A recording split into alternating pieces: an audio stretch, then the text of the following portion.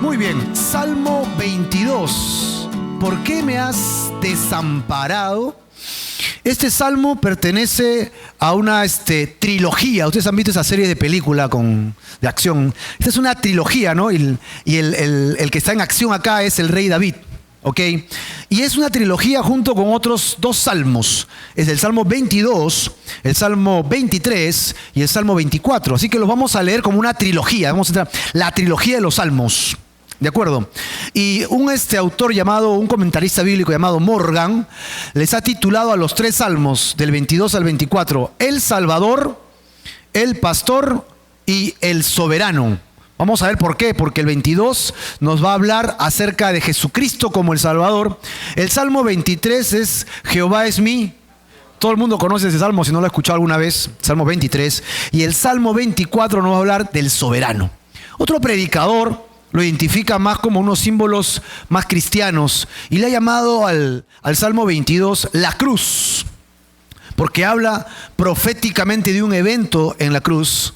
Luego el segundo, el Salmo 23, le ha puesto el cayado. ¿Quién es el cayado? Tu primo que nunca dice nada, que para callado. No, ese no es el cayado, ¿verdad? El pastor tenía una vara y un cayado. Una vara es un palito y un cayado es ese bastoncito que dan en Navidad los bastoncitos. Y la vara era para disciplinar y el cayado era cuando la ovejita se estaba descarriando, la agarraba del cuello y le giraba y la hacía traer.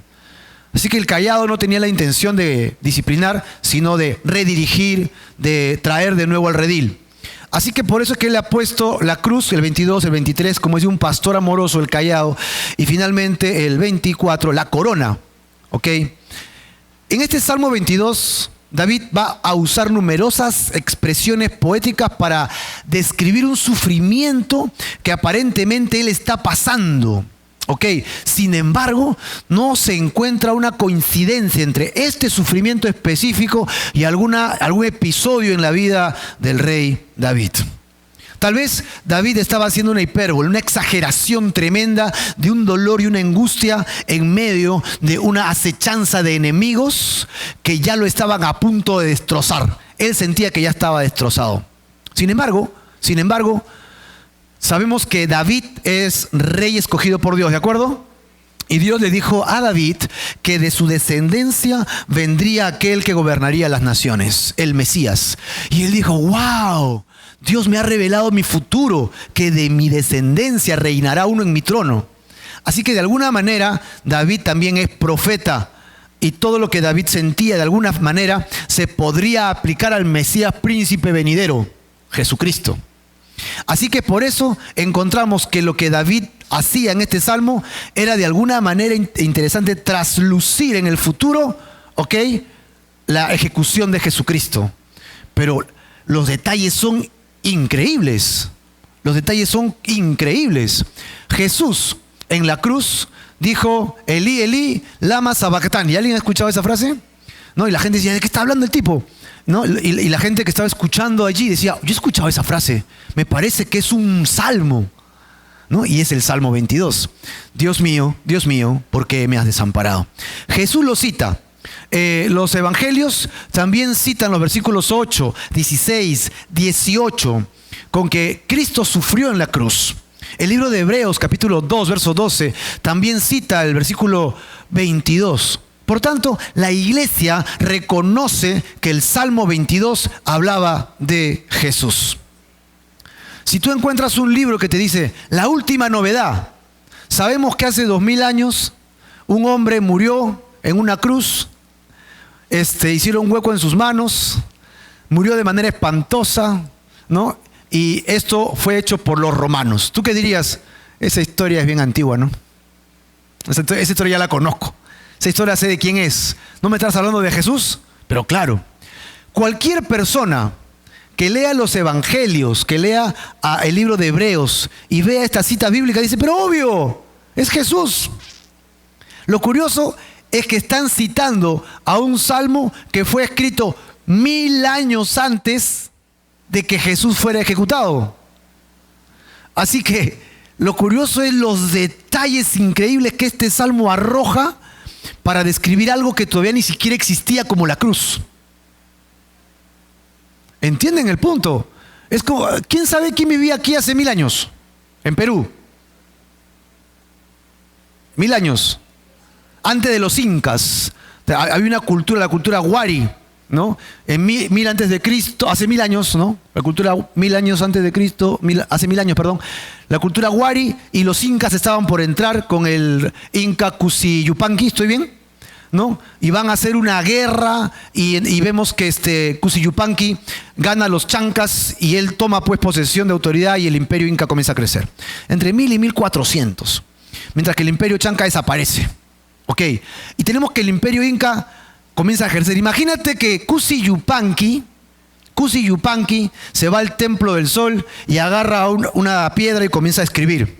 De aquí a 1000 años, la gente caminará con luces en sus manos y podrán entrar a las cosas que nunca antes veían. Podrán entender cosas que antes no entendían, pero esto es fatídico porque la gente morirá. Caminará y serán atropelladas. Caminarán y se golpearán y se morirán en una... Ok, imagínate que Cusi Yupanqui haya escrito eso. ¿De qué estaría hablando?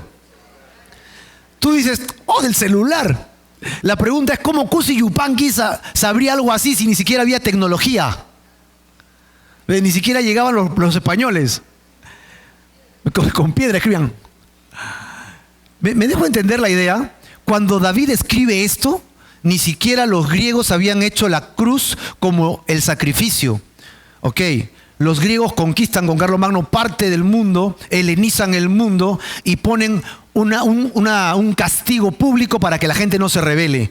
Roma entra en apogeo, vence a los griegos y toma la cultura griega, el helenismo, y la esparce por todo el mundo como una cultura, por eso que todos hablaban griego. Y entre estas cosas toman la crucifixión y la perfeccionan para que sea más sufriente. Y entonces cualquier pueblo que se quería rebelar los crucificaban de manera holocaustica para que los rebeldes digan, no, mejor no me rebelo porque yo no quiero acabar así. Así que eso era algo que no existía en la época de David. Y David va a describir la crucifixión de manera asombrosa cuando no existía. Así como Cusi Yupanqui hubiera querido escribir sobre el celular en esta época. No hay forma, no hay forma.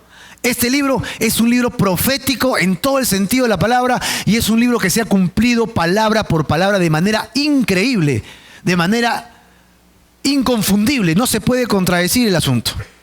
Cualquier lector de la Biblia puede encontrar a Jesús en estas líneas, ¿ok? Ahora, es interesante que este salmo no incluye ninguna palabra de confesión de pecado, ni tampoco oración de venganza contra los enemigos. Principalmente es el relato de un hombre justo siendo ejecutado, martirizado por hombres perversos, y califica dentro del género literario súplicas de una persona, súplicas individuales. Así que los temas principales serían dos, a pesar de que el salmo es largo, serían dos partes. Vamos a dividir todo este salmo en dos grupos enormes: sufrimiento y luego victoria. Sufrimiento es porque David va a expresar aparentemente de manera figurada el dolor que él siente, la angustia, la desesperación porque la muerte ya lo está aplastando, y de esa manera va a describir realmente la muerte de Jesús. Y la segunda parte del salmo es gozo por la liberación.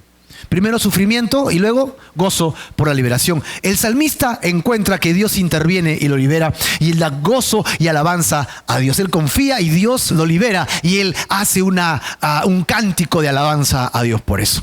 Y así describe la exaltación también del Mesías. Así que el Salmo 22 de 31 versículos lo vamos a dividir en dos partes. ¿Por qué me has desamparado? Entonces, el sufrimiento del Mesías hasta el versículo 21 y el triunfo y la gloria del Mesías hasta el último versículo. El encabezado del Salmo tiene un añadido, porque al músico principal, Salmo de David, conocemos en los salmos anteriores. Al músico principal dirigido al líder de alabanza del templo, o también se puede dirigir a Dios mismo como el esplendor de quien dirige todas las cosas. Salmo de David es el autor del salmo, pero luego dice sobre Ajelet Zahar. Esta frase recién aparece en los salmos. Hemos encontrado en el Salmo 6 una frase parecida y no le encontrábamos explicación, porque la traducción dice la sierva de la mañana. Es decir, diría al músico principal, punto y coma, la sierva de la mañana, punto. Salmo de David. Ah, ya. Y tú y yo nos vemos a la cara y decimos, la sierva de la mañana, ¿qué significa? No tengo idea. Para ellos tenía sentido. Para nosotros, 3000 años después, que no estábamos en su cultura y no conocíamos los detalles, no sabemos qué es. Algunos creen, como en el Salmo 6, se trata de una tonada de canción. Por ejemplo, ¿qué pasaría si yo te dijera al músico principal y lo cantas en guainito? Salmo de Jennifer. Ahí está. Entonces, ¿cómo le ponemos al salmo? Le ponemos así. Y tú y yo lo conocemos. ¿Amén o no? Porque todos conocemos un guainito. Ahora, ¿qué pasaría, diríamos, al músico principal y lo cantan sobre yarabí? ¿Cómo son los yarabís? Tristes, ¿no? Melancólicos.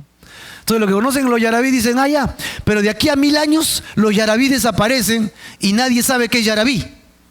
Pero los que viven en esa época sí. Entonces, lo mismo sucede con esto. Nadie sabe qué significa, pero aparentemente es la tonalidad con la que se va a cantar. Otros dicen que significa un instrumento musical, porque en los libros de los reyes o crónicas, creo, se habla de que David, siendo un dulce cantor de Israel, él inventó instrumentos musicales. David inventó instrumentos musicales, ¿sabías o no? De repente el cajón lo hizo David, el cajón peruano.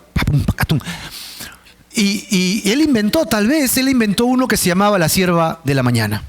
Pero la que más me gusta como una interpretación de lo que significa Ajelet Zahar es que la sierva de la mañana es una sierva que ha despertado con la persecución de un cazador.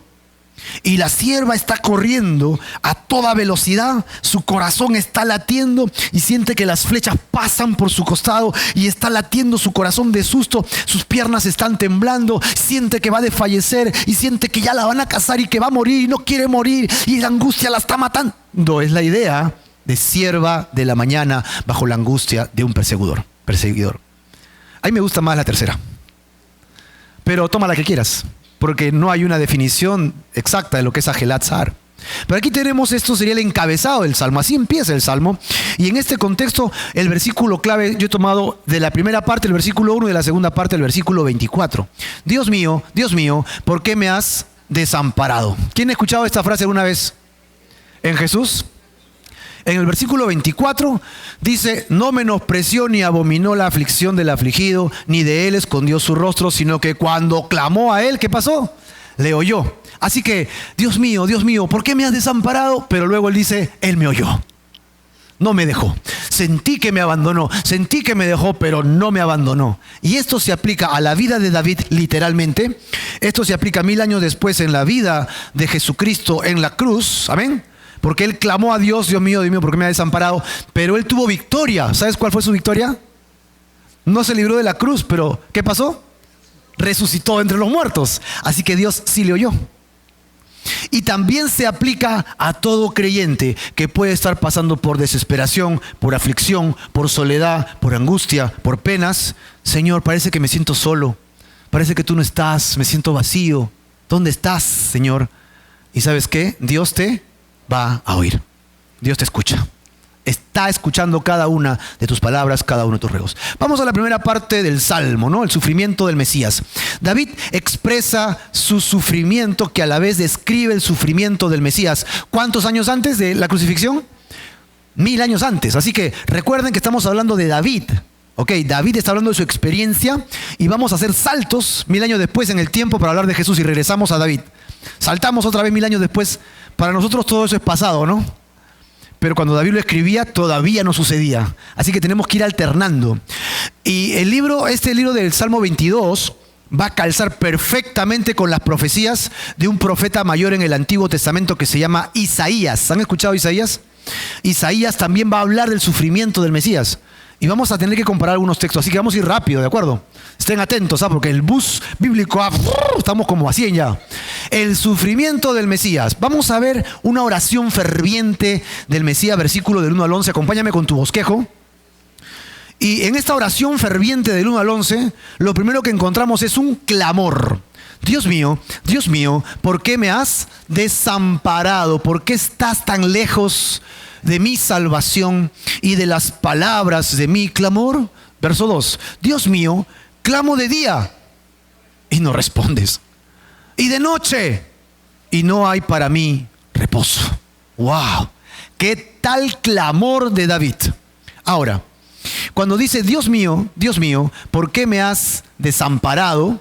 Él está citando esto y Jesús va a citar textualmente estas palabras. Es increíble. Ok, quiero continuar hasta acá, porque estás tan lejos de mi salvación y de las palabras de mi clamor. La palabra clamor, que se vuelve a repetir en el versículo 2, clamo de día, es el rugido de un león que siente que está muriendo. Un león que siente que ya no puede, un león viejo, un león dañado, un león que lo han perseguido y está dañado, ya sabe que va a morir. Ese león está rugiendo con rugido de desesperación y de muerte. Así que David se está sintiendo en desolación. Estoy rugiendo como la muerte de un león. Así estoy, mis palabras de rugido. Dios mío, rujo, clamo de día y no te escucho. Y rujo, clamo de noche y es como si hubiera silencio. Estoy desesperado y no hay paz para mi corazón. Esto parece que nunca va a terminar. Nunca va a terminar. Ahora, quiero que por favor dejemos un ratito nuestras sillas y podamos hacer un viaje. ¿Todos están listos para el viaje? Y nos transportamos hace 3000 años. Hace 2000 años mejor, para no ir tan lejos. Vamos a volver viejos. Hace 2000 años y no estás vestido como ahora, sino que tienes sandalias. Te has lavado los pies por si acaso, tienes sandalias. Y no tienes tu ropita tan linda como ha venido, sino tienes una túnica. El viento está golpeando tu cara. La gente te está golpeando y estás caminando.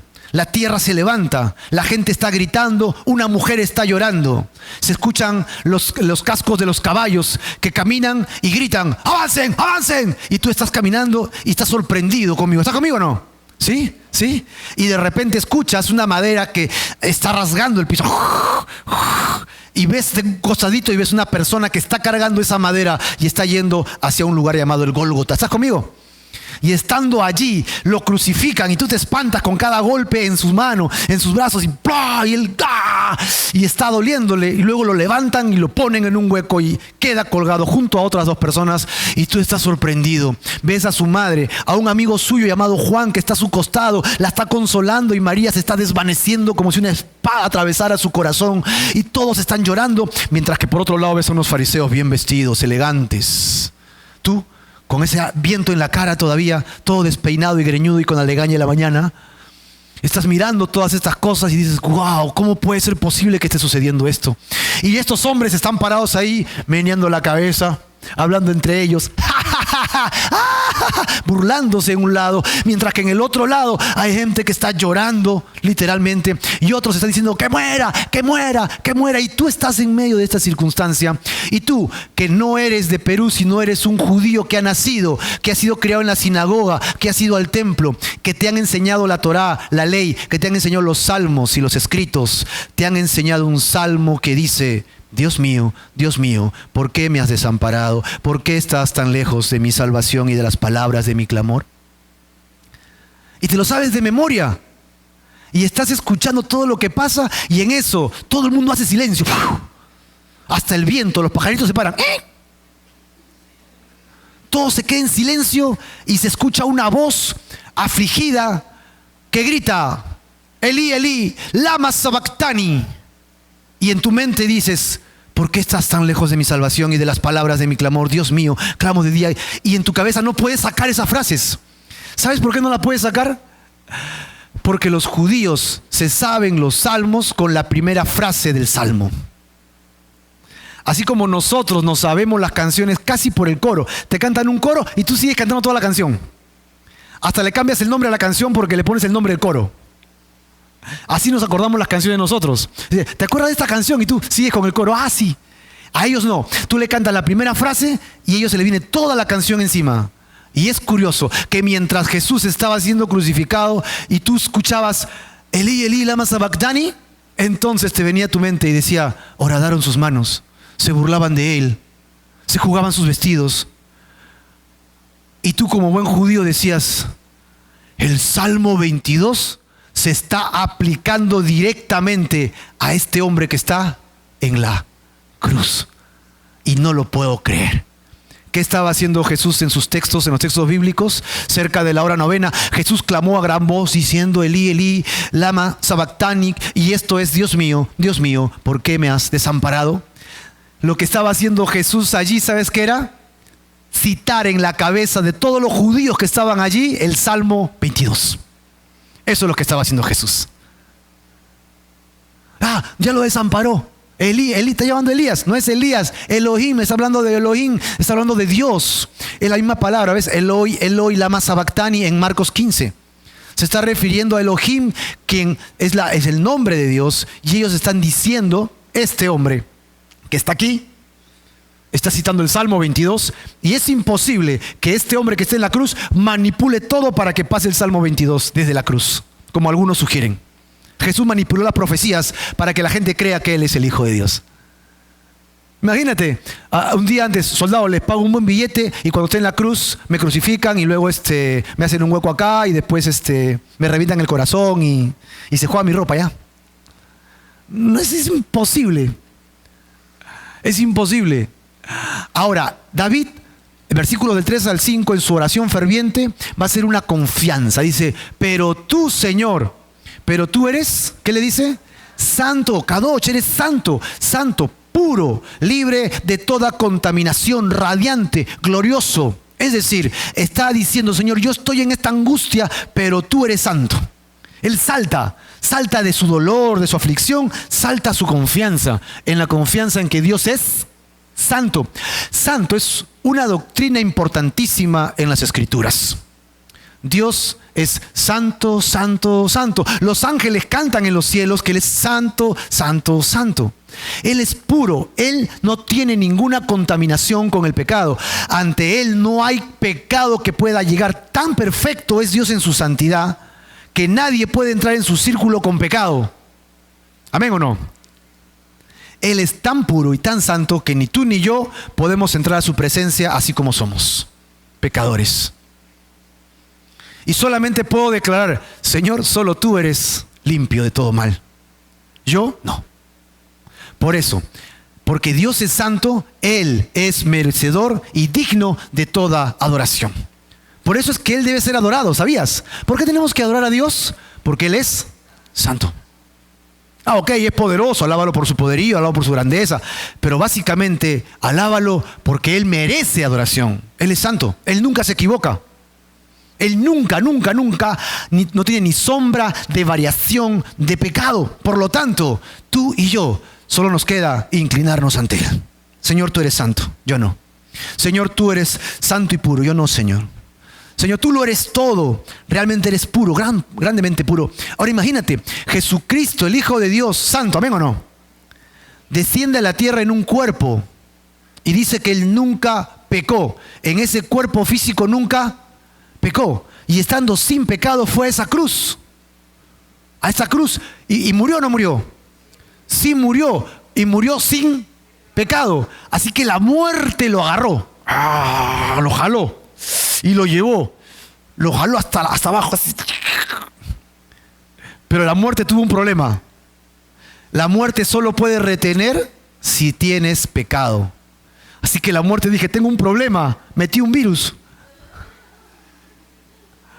Tengo un problema, porque a Él no tengo cómo retenerlo. Se me escapa, y ¡pum! Vence la muerte. ¿Con qué venció la muerte? Con la muerte. ¿Por qué? Porque es santo.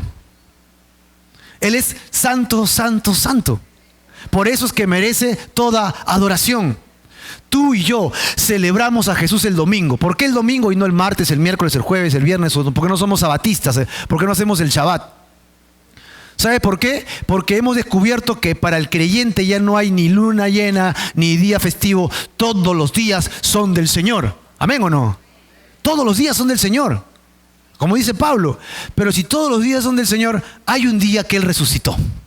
Venció a la muerte, con la muerte, a través de su santidad, por su poder. Gloria a Dios. ¿Amén o no? Y al vencer la muerte con la muerte, salió de la tumba, ¿qué día? Domingo. Por eso es que los judíos del primer siglo, que eran judíos, guardaban el Shabbat porque eran judíos, y el domingo se juntaban para celebrar la resurrección de Jesús. Cuando los gentiles se convierten, que no guardaban el Shabbat, se quedaron con el domingo. Y eso ha pasado a través de las generaciones y es por eso que tenemos la tradición de guardar el domingo. Tanto así que el calendario grecorromano guarda el domingo. Nadie trabaja el domingo. Bueno, ahora ya cambió, ¿no? Pero supuestamente el domingo de feriado es libre. ¿Por qué? Porque es el día que deberíamos separar para Dios. ¿Para qué? Para celebrar algo. Su resurrección. ¿Por qué? Porque Él es santo. Así que cuando tú vengas a la iglesia, ven a celebrar a Jesús. Ven temprano a cantarle al Señor. ¿Por qué? Porque tú que habitas entre las alabanzas de Israel. Dios habita en la alabanza de la nación de Israel y Dios habita en la alabanza de su pueblo. Si tú quieres que Dios responda a tus oraciones, si quieres que Dios responda a tus preguntas, si quieres que Dios guíe tu camino, ven temprano al culto a orar y alabar a Dios. Algo pasa cuando alabamos a Dios. ¿Amén o no? Hemos experimentado un bonito tiempo de adoración, un tiempo de alabanza a Dios. Ese tiempo es cuando Dios desciende y nos habla, nos restaura, nos sana, rompe cosas en nuestro corazón. Declaramos con nuestros labios su señorío, su grandeza, su santidad y lo adoramos. Ese es nuestro Dios que merece esa alabanza. ¿Amén o no? Pues para eso venimos. Entonces, verso 4, dice David, en ti esperaron nuestros padres. Él tiene una confianza. La confianza está en que en el pasado David es testigo de que Dios intervino. La nación de Israel esperó, clamó, confió en Dios. 3 cosas hizo la nación de Israel. ¿Cuáles? Esperaron, clamaron, confiaron. ¿Y qué hizo Dios? Los libró y ellos no fueron avergonzados, desilusionados, confundidos. Ellos fueron librados de todos sus males. Porque adoraron a Dios, esperaron, clamaron y confiaron. Entonces David dice, Señor, yo soy testigo de eso. Yo estoy pasando por aflicción, pero sé que tú puedes obrar. Tengo confianza en ti, Señor. David supo que esto pasó en el pasado y que podría pasar en su vida, pero su situación es caótica, ¿no? Su situación es diferente a la de ellos en este instante. Ok, así que él va a orar fervientemente por el escarnio que hacen contra él, por la burla que hacen contra él. Tu pueblo ha sido librado, mas yo, dice, mas yo, y se va a considerar 5 cosas. Mas yo, ¿qué soy? Él dice, soy gusano. ¿Qué cosa es un gusano en el jardín? Ni cuenta te das. ¿Alguna vez te has topado con una serpiente? ¿No? ¿Con un gusano? Lo peor de una manzana es encontrarte la mitad del gusano. Te comiste la otra mitad, pues, ¿no? Imagínate los dos, una serpiente y un gusano, los dos son así. Y tenemos nosotros que si tú ves a una serpiente y la quieres pisar, ¿qué hace normalmente una serpiente? Y tú, no, porque te muerde, te mete su veneno y ya fuiste. Pero ¿qué pasa cuando quieres pisar un gusano? ¿Qué hace el gusano? Yo no sé por qué los gusanos se enrollan, hacen así. Como que ya no, ¿qué me queda? Somos abusivos, todavía hacemos así. Malvados son algunos, ¿no? Es decir, ¿qué es un gusano? Nada. Ni siquiera soy un hombre, dice él. Soy vergüenza, oprobio de los hombres. Soy despreciado del pueblo. Ahí van 4. Y el 5.º lo vamos a ver ahorita. Pero él se siente un gusano despreciable. Isaías hace estas citas también cuando habla de Israel y le dice gusano de Jacob. En Isaías 41. En el 52 dice, de tal manera fue desfigurado su rostro y su parecer que era irreconocible. Jesús, cuando tú lo ves martirizado en la cruz, casi siempre en unas películas ves a un tipo rubio, ojos azules, recontra pepón, ¿no? Con 3 rayitas acá en su cruz, bien chévere, o sea, con estilo, ¿no? Bien crucificado. Y las crucecitas que usábamos, que vemos, también son así, ¿no? Pero realmente lo más cercano que he visto a los eventos de la crucifixión en la época romana era esa película de Mel Gibson, ¿recuerdan cuál era? La Pasión, ¿no? Y tú la ves y es impresionante, o sea, wow, qué fuerte, ¿cómo permiten eso? Y aún así se ha quedado corto en muchas cosas. ¿Ustedes han sido latigados alguna vez en su casa? ¿Te han dado con el palo? Con San Martín le dan una chelita. Con razón ustedes están educadas, señora. La han educado muy bien con el San Martín. El San Martín, para los que no saben, es una especie de látigo chiquito nada más, ¿no? Diseñado para menores de 10 años. Ya ha sido caducado, ya ha sido sacado de circulación, ¿no? Giselle también. Ay, también entiendo, ahora entiendo. Tanta bondad reflejada ahí, ¿no? Y el San Martín, pues, te tiraba y ¡zah! Era una latigada que te daba por todos lados y te dejaba rayas, ¿no? Ahora, hazte la idea de ese San Martín, pero un látigo más largo, de cuero, ¿ok? Con puntas de piedra filuda y de vidrio amarradas en todos los extremos. La persona latigada recibía una de esas, esto lo enrollaba y le caía donde sea, y donde le caía este cinturón, que era normalmente muy fuerte, jalaba. Y después de jalar, ¿qué pasaba? Sacaba la piel, sacaba partes de los músculos, de tal manera que a la persona latigada casi siempre quedaba irreconocible. Así que lo que dice Isaías es que fue desfigurado su rostro. Tú veías a Jesús y decías, ¿ese era Jesús? No lo puedo creer. No, ese no es Jesús. Despreciado. Es lo que está citando Isaías. Y luego dice en el 49:7, menospreciado de su alma, abominado de las naciones, siervo de tiranos. ¿Qué tiranos? Los romanos. En Isaías 56 dice, di mi cuerpo a los romanos. Está citando a los romanos, mira en Isaías también, a los heridores. Y mis mejillas a los que me meneaban la barba, le sacaron la barba. No escondí mi rostro de las injurias y de los escupitazos, esputos o saliva, ¿no? Que le daban. ¡Pah, pah! Él no escondió su rostro, sino dejó que lo escupieran. Humillante, ¿no? ¿Alguna vez te han escupido en la cara? Es humillante recibir un escupitazo en la cara, ¿no? ¡Pah! Y él dice, no se escondió de eso. Se siente un gusano despreciable, ¿no? En Isaías 53:3 dice, despreciado, desechado entre los hombres, varón de dolores, experimentado en quebranto. Y como nosotros escondimos de él el rostro, ¡ay, qué horrible está ese hombre, Jesús! Fue menospreciado y no lo estimamos. Nadie lo estimó. Ni siquiera los apóstoles, que terminaron huyendo. Regresemos al Salmo 22, versos 6 al 8. La última de las 5 cosas que él se sentía, dice, todos los que me ven me escarnecen, estiran la boca y menean la cabeza. ¿Cómo? ¿Alguna vez alguien te ha mirado así? ¿No? Eso es lo que está diciendo. Estiran la boca, menean la cabeza, burlándose. ¿Tú qué vas a hacer conmigo? Algo así, ¿no? Y se encomendó a Jehová, entonces líbrele él, dice. Miren en Mateo 27:39 dice, y los que pasaban le injuriaban, ¿qué cosa? Meneando la cabeza. ¿Sigues con tus sandalias en el Gólgota o ya no? ¿Estás viendo esos fariseos tan feos parados ahí haciendo eso? Y el Salmo 22 fue escrito 1000 años antes. Verso 8. Se encomendó a Jehová, o sea, puso en el Señor su confianza. Él dice, Dios es mi Padre, confío en Él. El Salmo 37 dice que puede confiar en Dios y Él hará. Y entonces que le libre Él, pues. Sálvele, puesto que en Él se complacía. Es decir, se burlaban de su fe. ¿Recuerdan a los dos que estaban al costado de Jesús? Si eres el Mesías, a ver, sálvate y sálvanos a nosotros, pues. El ladrón bueno y el ladrón malo, ¿no? Sintió la burla en Mateo 27, 30 y 43, dice, confió en Dios, líbrele ahora si le quiere, porque ha dicho, soy hijo de Dios. Literalmente están citando el Salmo 22 sin darse cuenta. Pero el Señor le respaldó. ¿Recuerdan en Marcos capítulo 1? Y vino una voz del cielo que le dijo, tú eres mi hijo amado. Sí es el Hijo de Dios. Pero se estaba dejando martirizar, ¿por quién? Por ti, por mí. Él se dejó asesinar para pagar el precio de tu culpa. Tú, yo, deberíamos estar en esa cruz y morir allí, pero aún así no podríamos pagar el precio, porque ya estamos contaminados, pero Él no. Por eso es que Él se dejó martirizar. ¿Tiene sentido o no? Él ocupa tu lugar.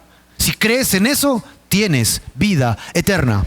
Pero David recuerda que a pesar de su aflicción y el dolor en el que él está, hubo un tiempo en el que Dios cuidó su alma, cuidó su vida. Dice, tú cuidaste al pueblo, pero también me cuidaste a mí desde que nací.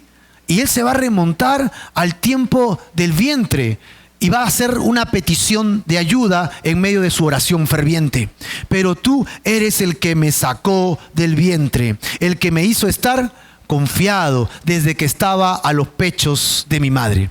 Es decir, ¿me sacó de dónde? Del vientre. Antes existían las parteras, ¿recuerdan? Y las parteras que estaban aprendiendo a sacar a los bebés, a veces sacaban a los bebés y los bebés, cuando estaban grandes, caminaban así, ¿no? Bien. ¿Qué pasó? Lo sacaron mal, pues, ¿no? Oh, salió de cabeza, no importa, jalo de la cabeza y le sacan del cuello. Usan el force y no sé qué cosa, ¿no? Ahora hay tanta delicadeza con el tema de los partos y clínicas y especializadas, ¿no? Pero antes no era así, pues imagínate. Entonces cada vez que nacía un bebé era un riesgo de muerte, tanto del bebé como de la madre. Pero él dice, tú me sacaste del vientre. No importa qué partera ha estado allí, yo sé que tu mano me sacó del vientre de mi madre. Es el cuidado que Dios tuvo de él. 2, el que me hizo estar confiado desde que estaba en el pecho de mi madre. Es decir, a pesar de que su madre le da la seguridad, la lactancia, el alimento, el corazón, su voz, su respiración, le da seguridad, aún así, dentro de eso estaba Dios, cuidando a David. Sobre ti fui echado desde antes de nacer, desde el vientre de mi madre, tú eres mi Dios. Y yo me he dado cuenta de algo, que conforme fui creciendo, me di cuenta que tú eras Dios. En los campos, en la naturaleza, en el sol, en todo lo que veo, tú eres Dios. Es imposible que esto sea casualidad. La naturaleza es creada por un diseñador más grande. Tú existes. La ley, la Torá lo dice. La palabra lo dice, yo lo creo. Pero he entendido algo. Dice David, que incluso ahora tú eres mi Dios porque yo creo, pero incluso antes de nacer, ya eras mi Dios. Incluso antes de que estuviera en el vientre de mi madre, tú ya eras mi Dios. ¡Wow! Y sabes que tú estás aquí por algo, ¿no? Tú has sido diseñado por Dios para servir a Dios. Y si tú has sido diseñado por Dios para servir a Dios y quieres darte una vueltita, una canita al aire, algunos están pelados, ¿no? Tanta canita que sacan.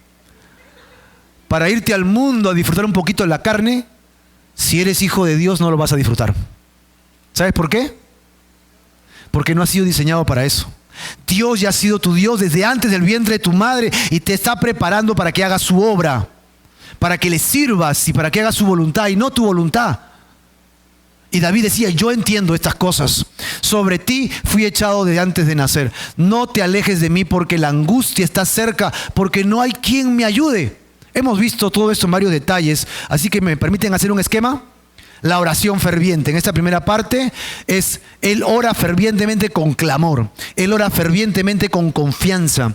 Él ora fervientemente ante el escarnio que le hacen. Él ora fervientemente pidiendo ayuda a Dios. Pero la situación no parece mejorar. La situación parece más sufriente. Y sigue con el tema del sufrimiento del Mesías y va a ser un lamento como que se desvanece, como que lo descoyuntan. Versículo 12 al 13 dice, me han rodeado muchos toros, fuertes toros de Basán se me han cercado. Abrieron sobre mí su boca como león rapaz y rugiente. Toros de Basán era una región donde tenían ganado y eran especialistas en hacer los mejores toros, los toros de Basán. Ahora creo que dicen los toros de España, ¿cuáles son? No, Bazán, no. En España hay un lugar donde hacen toros, los toros de Lidia, creo que dicen, ¿no? Los toros de Lidia son unos torazos. Toros de Bazán era el lugar donde habían toros enormes, grandes, fuertes, con enormes cuernos. Dice, estos hombres que me están rodeando son como toros que están rodeándome para meterme, para encarnarme sus cuernos. Y abrieron su boca listos para devorar como leones rapaces, asesinos, rugientes que vienen a atemorizarme. Entonces te das cuenta que hay un desvanecerse, no tengo salida. Un toro, un león, con la furia de un animal que viene contra mí, no tengo salida. ¿Ok? Y él siente como que su vida se desparrama. Él siente como que su vida ya no tiene valor. Y continúa con ese tema de desvanecerse diciendo, he sido derramado como aguas. Y todos mis huesos, ¿qué dice? Se descoyuntaron. Hay analistas médicos que saben perfectamente todo el proceso de la muerte de Jesús y han hecho una descripción total de la muerte de Jesús. de manera médica, es increíble, y han visto que en el momento del sufrimiento, mientras que ya no podían respirar y tenían que subir un poquito para respirar porque toda la tortura hacían que él se ahogue, tenía que hacer un poquito de fuerza para respirar. Cada bocanada de aire era un sufrimiento. Allí él hacía un esfuerzo tremendo que se empezaba a descoyuntar. Todo se comenzaba a reventar, internamente. Así que eso le pasó literalmente a Jesús. Mi corazón fue como cera. ¿Cómo que su corazón fue como cera? Estos médicos dicen que la muerte de Jesús en la cruz fue por lo siguiente: el corazón. O sea, él no murió por asfixia. No, él murió por el corazón. ¿Qué le pasó al corazón? No resistió tanta presión. ¿Y qué hizo? Estalló. Estalló el corazón de Jesús. Y al estallar el corazón de Jesús, todo comenzó a derramarse como cera. ¿Esto no es increíble? 1000 años antes, derritiéndose en medio de mis entrañas. Dice acá, como un tiesto, o sea, como una maceta, se secó mi vigor, mi boca, y mi lengua se pegó a mi paladar, y me has puesto en el polvo de la muerte, o sea, la tumba. En Juan capítulo 19, verso 28 dice: después de esto, sabiendo Jesús que ya todo estaba consumado, dijo, para que la escritura se cumpliese. ¿Qué escritura? Salmo 22, 15. ¿Y qué dijo? Tengo sed. Tengo sed.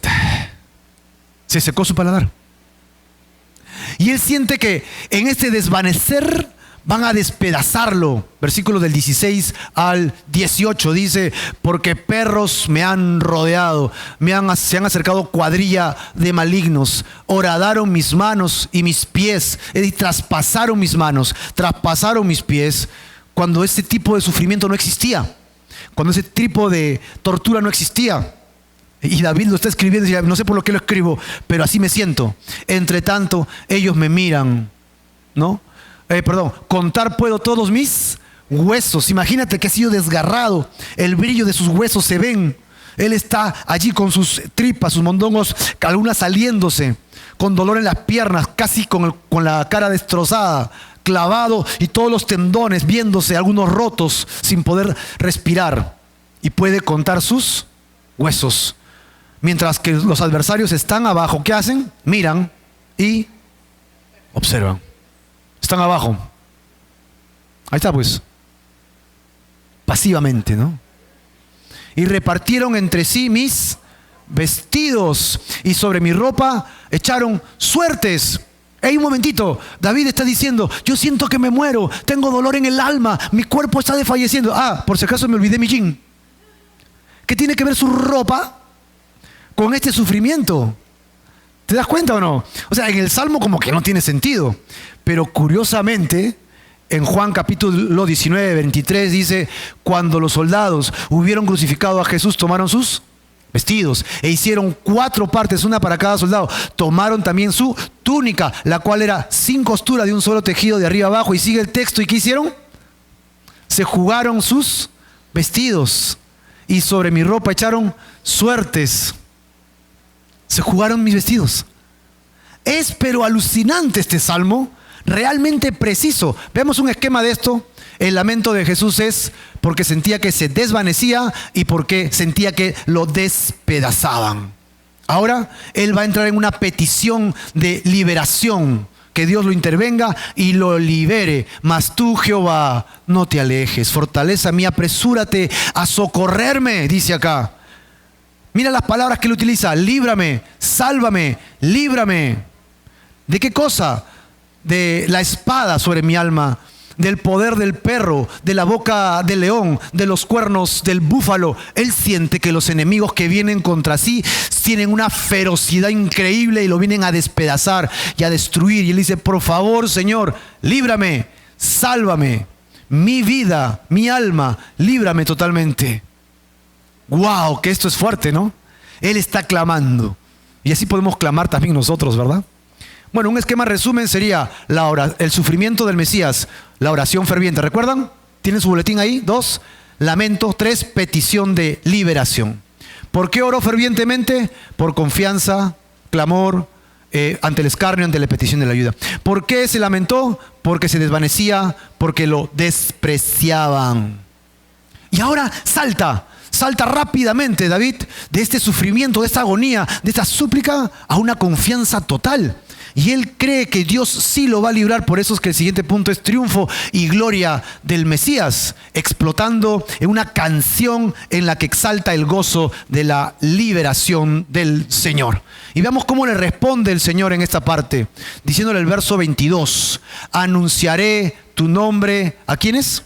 A mis hermanos. En medio de la congregación alabaré. Los que temen a Jehová, alábenle. Glorifíquenle, descendencia toda de Jacob. Témanle todos, descendencia toda de Israel. ¿Por qué?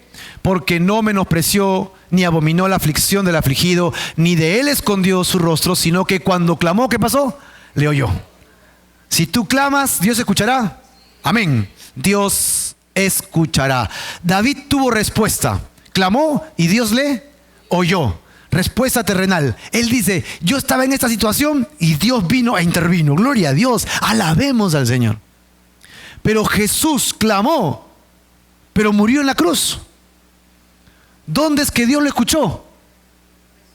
Cuando resucitó entre los muertos.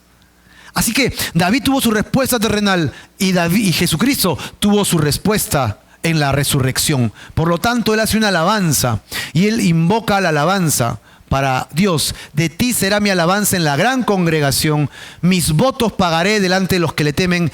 Está citando Levítico cuando hacen un voto en medio del conflicto. Y él está cumpliendo con ese voto diciendo que ya tuvo la liberación. Comerán los humildes y serán saciados. Otra parte de Levítico y Número que cita que tienen que compartir su bendición con los pobres. Alabarán a Jehová los que le buscan, vivirá vuestro corazón para siempre. Así que él está diciendo, hay una alabanza porque Dios me libró, ustedes son testigos, alabemos a Dios, y se está enfocando en su pueblo. Pero repentinamente el salmo escrito 1000 años antes de Cristo, en la época de Cristo, ahora va a tener una luz mucho más lejos y está saltando a otra época. ¿Sabes a qué época? ¿Y sabes de quién va a hablar? De ti. De ti y de mí. Se acordarán y se volverán a Jehová. ¿Quiénes? Todos los confines de la tierra. Tú sabes que Jerusalén, si le pones en el mapa mundi, estamos casi al otro lado de la tierra de ellos. Estamos en sus confines de la tierra. Así que si nosotros somos ese grupo, está hablando de ti. ¿Sabías que este Salmo 22, escrito hace 3000 años, hablaba de ti? Y todas las familias de las naciones, ¿qué harán? Adorarán delante. Todas las familias, ya no es el pueblo, porque de Jehová es ¿quién? El reino, y él regirá las naciones. Filipenses 2:10 dice que toda rodilla se doblará de los que están en los cielos y en la tierra y debajo de la tierra, y confesarán que él es el Señor. Tú que eres creyente confiesas que es el Señor, y el que no es creyente un día resucitará para juicio y confesará que él es el Señor de igual manera. Así que encontramos las naciones, y entonces convierte este salmo en un salmo mesiánico, un Mesías ya no solo para su pueblo, sino un Mesías para todos, para que todos puedan recibir. Comerán y adorarán. ¿Quiénes? Los poderosos de la tierra. Se postrarán delante de él todos los que descienden al polvo, los que mueren, ¿no? Aún el que no puede conservar la vida, su propia alma. La posteridad, o sea, el remanente le servirá. Esto será contado de Jehová hasta la postrera generación. Una generación le contará a otra hasta hoy día que estamos nosotros y estamos contando esta historia. Estamos cumpliendo el salmo en este momento. Versículo 31, vendrán y anunciarán su justicia, y a pueblo no nacido aún hace 3000 años, tú y yo éramos el pueblo no nacido. Tú y yo éramos este pueblo. ¿Qué pasará? Anunciarán que él hizo esto. Este salmo trascendió los 1000 años. Trascendió la época de David, a la época de Jesús, a nuestra época, y está hablando incluso del reino que ha de venir. Este salmo es una patada a la inteligencia humana, porque es imposible. Pero es verdad, porque es palabra de Dios.